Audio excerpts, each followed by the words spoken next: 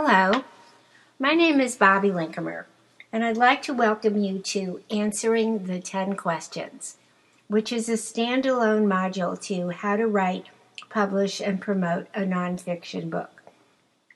Answering the 10 questions is the most important thing you're going to do in writing your book. It's your planning step, and it's going to give you a lot of information that you need. So as we go along, I'm going to start by telling you what the learning objectives are and what you should be able to do by the end of this short course. Then I'm going to talk a little bit about the 10 questions, why they are important, and what they tell you. And finally, I'm going to go through the questions one at a time, explain what they're supposed to achieve. Let's start with the learning objectives. By the end of this short course, you will have tested your book idea. Now, what does that mean? It means that you will know whether you have a viable book idea here, or you should just write an article and get it out of your system, or maybe forget the whole thing because it isn't going to work as a book. On the other hand, this is information that will be very valuable if you decide to go ahead with your book. You will have completed the planning, or at least the first step in the planning of your book. And planning is absolutely critical to staying on track and writing a successful book. You can use the answers to these questions in a lot of different ways. As a standalone document, as the basis for a formal proposal if you decide to submit one, and as the beginning of your marketing materials. So why are these questions important, and what are you going to find out from them? Well, first of all, they're going to put you through your paces, and you're going to have to think through absolutely every part of your book, from why you're writing it to who's going to read it, and how many readers there are out there, and how you're going to promote it. And as I mentioned, it's going to tell you whether you have a viable book concept. And it's better to know at the beginning whether you do or you don't. It's going to form the basis of a book proposal.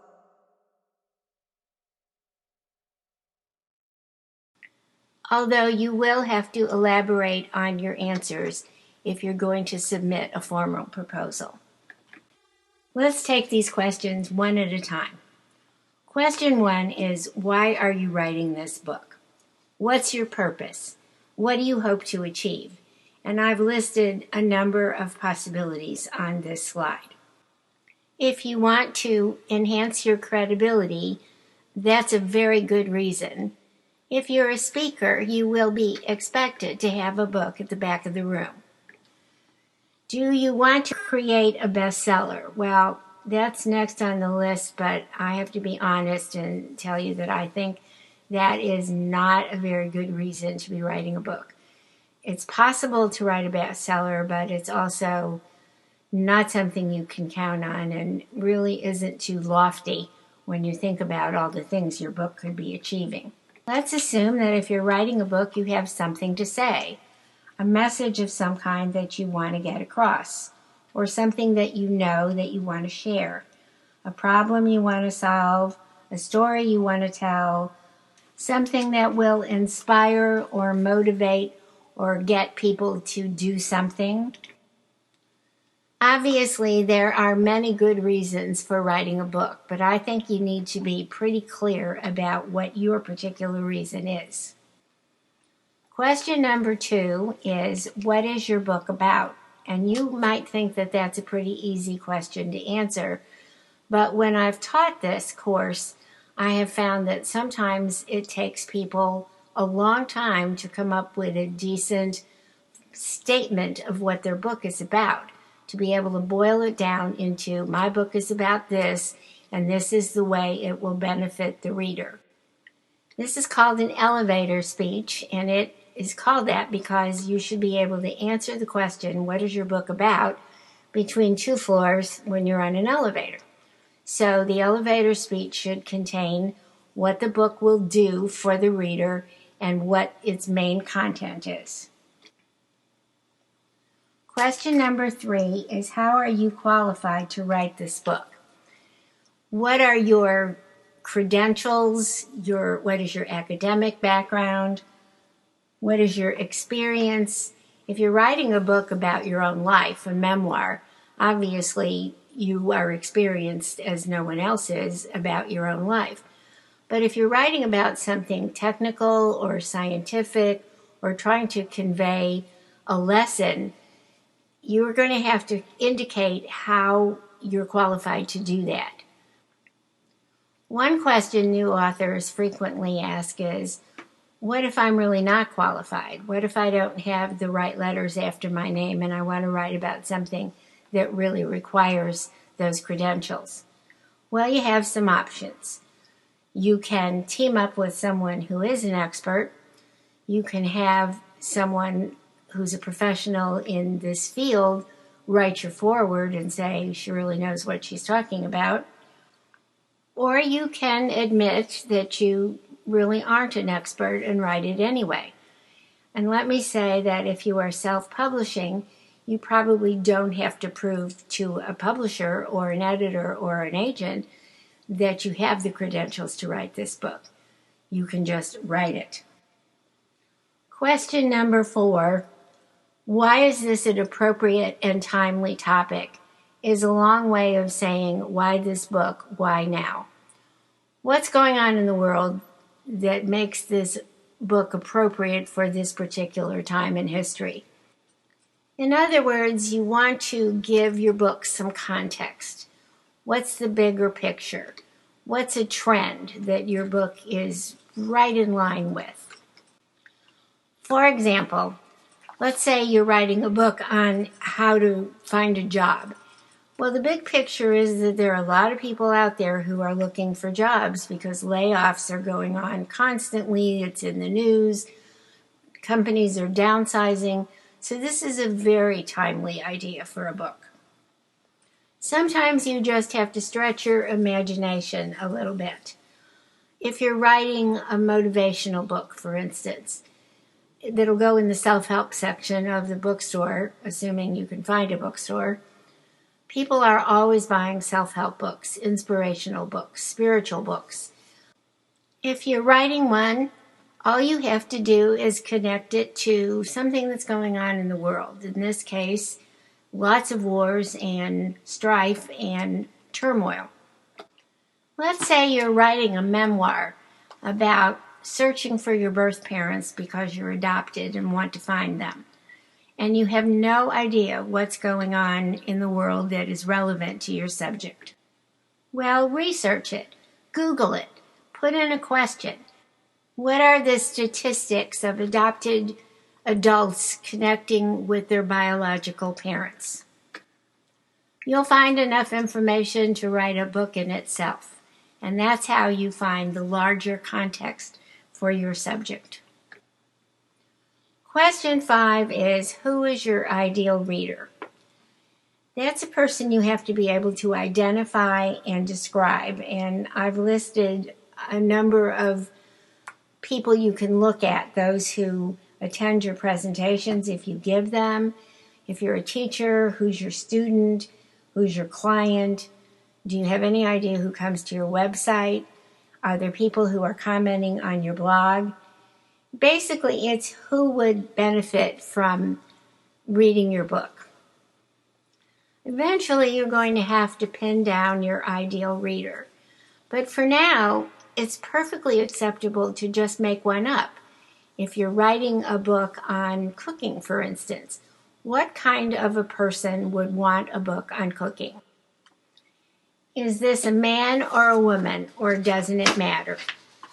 Does she watch cooking shows? Does she buy books on cooking, recipe books? Is he really a closet chef? Just kind of conjure up this person in your mind, and that is the reader you're aiming at. Question number 6 is, how will your reader benefit? I told you I'd be coming back to that word.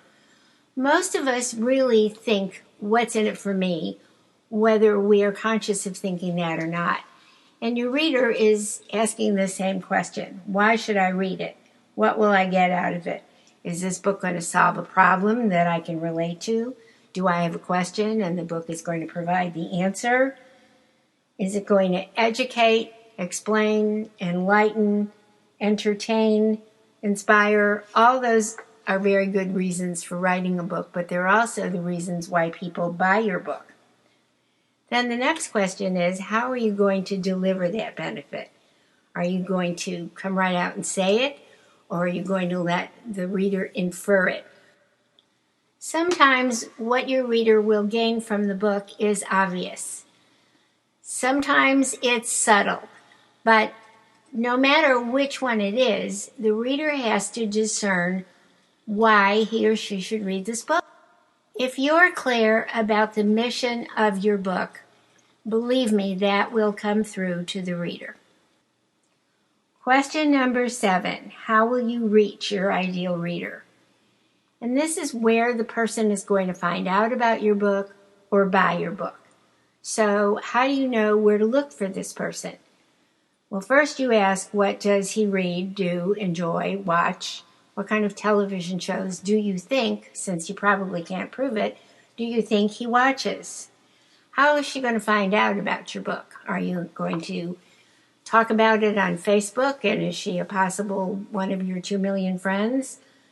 Is she going to see it in the grocery store or a specialty shop where she buys other products? Is she going to buy it in a bookstore? And bookstores are becoming extremely rare. So chances are your ideal reader is going to buy it on Amazon. And you need, and we'll talk about that later, but you definitely need a presence on the internet and on Amazon. Some time ago, I wrote a review on a book that I thought was really good. And when I went to post it on Amazon, I discovered that the author wasn't there. And I was amazed because I think rule number 1 for authors today is that you must put your book on Amazon, no matter how you do it, and there are many ways to accomplish that. Question number 8 is, how big is the market? And frankly, this is a very tough question to answer. You can't go to a bookstore and find out how many people have bought this book, although it's becoming easier to determine that kind of thing from Amazon and other aggregators of ebooks. But still, it is not an easy question to answer. So 2 things I recommend if you're trying to determine how big the market is that you look at your ideal reader and ask yourself, what is he reading? What if he's in business? Is he reading the Wall Street Journal? Is he reading Business Week, Forbes, Fortune, the business section of the New York Times? And then go to the library, the real library, and ask the reference room librarian for a book on publications that will list the circulation of the ones that you have identified that your ideal reader is looking at. Then add up all those numbers, and that gives you a ballpark of how many people are out there who might buy your book. I will admit that this is a lot of work and somewhat tedious, and I've spent many hours in the library putting together numbers like these for my own books and for my clients. And if you're going to submit a proposal to a publisher or an agent, this is a number that you're definitely going to have. If you're not doing that, you really need a good idea of what the size of the market is and whether it is even worth your trouble to write the book, or if you're just catering to a niche market and those are the only people that you care about. I have a colleague who wrote a couple of books that have a very small niche market. One is on researching your home in St. Louis for a 100-year plaque. So doing the sort of genealogy on your home. And she did eventually expand that into a more generic type of thing, how to research your home no matter where you are. So it's not quite as specific. But some things really take research if you're going to answer these questions thoughtfully. And how big is the market is one of those things. Question 9, what else is out there on this subject? You can be assured that there is something else out there on the subject. When people fill out these 10-question questionnaires and send them to me and get to that question and they say, there's nothing like this anywhere. There's nothing on this subject. I go to Amazon and discover that there are 7,256 books on this subject and realize that this person has not done the requisite research. So you want to know what other books are out there that relate to yours. And if there are millions, put them in categories. And I would suggest that if you can go to a bookstore, it's a really good idea to get down on the floor and pull out these books and kind of read the dust jackets or the back of the book and see what they're about. And what you want to do is put together a list of books that are addressing the same audience or tackling the same subject that you are. And you want to compare them to yours. So this isn't an exercise in bashing the competition. What you want to say is, this is what this book is about, and here's how it compares to mine. Obviously, you want to present yours in the best possible light. And you may find a book that really covers the same material or is talking to the same audience. When I was researching the competition on a book on freelancing, I couldn't believe how many books there were on freelancing in general and freelance writing in particular. So I chopped them into categories and explained what was different about the book I was writing, what made it stand out from the crowd. Question number 10, how will you promote your book, is very important from two different perspectives.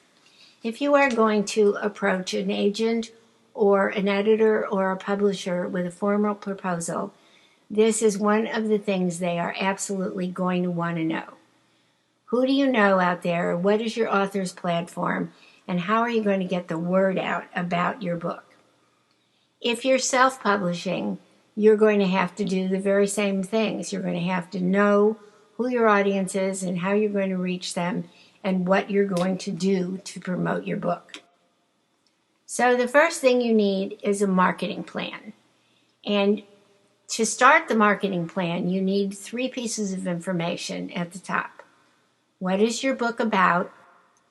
What is your book's purpose or mission? What is it you hope it will achieve? And finally, who is your ideal reader?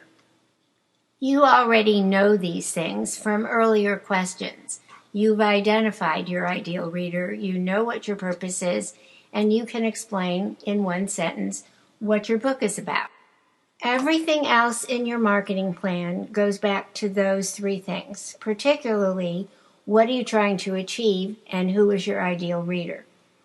If you come up with something you want to do to promote your book and it doesn't advance your book's purpose or it isn't going to take you directly to your ideal reader, don't do it.